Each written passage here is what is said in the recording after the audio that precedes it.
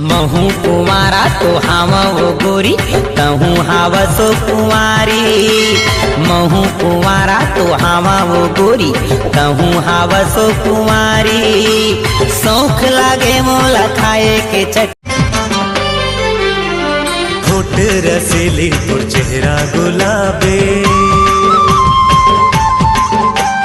मोला बना दिसिए नैना सराबे।